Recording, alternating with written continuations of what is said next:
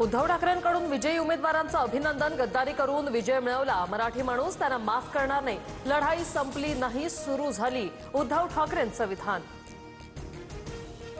जिंकल्यानंतर उन्माद नको. तुम्हाला जनतेनं अपेक्षेने निवडून दिले. पारदर्शी कारभार करा. जनतेच्या विश्वासाला तडा जाऊ देऊ नका. मुख्यमंत्री फडणवीसांच्या विजयी उमेदवारांना सूचना.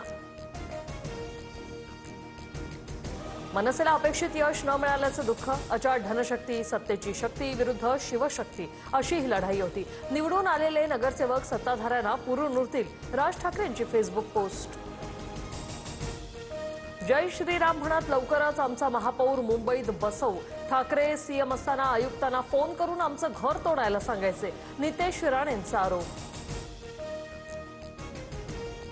आम्हाला सोडून गेलेले सर्व नगरसेवक पराभूत. सत्ता नसतानाही आम्ही लढाई सोडणार नाही. भाजप शिंदेनी मुंबईवर अदानीचा झेंडा फडकवला. संजय राऊतांची टीका.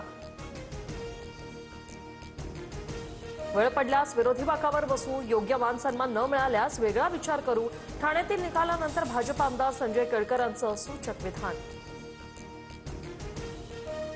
जनतेने युती म्हणून मतदान केलं. सत्तेमध्ये शिवसेना आणि भाजप युती म्हणून राहावं अशी इच्छा. युती म्हणून सत्तेत राहावं याचा सन्मान आम्ही राखू. नरेश मस्केंची प्रतिक्रिया.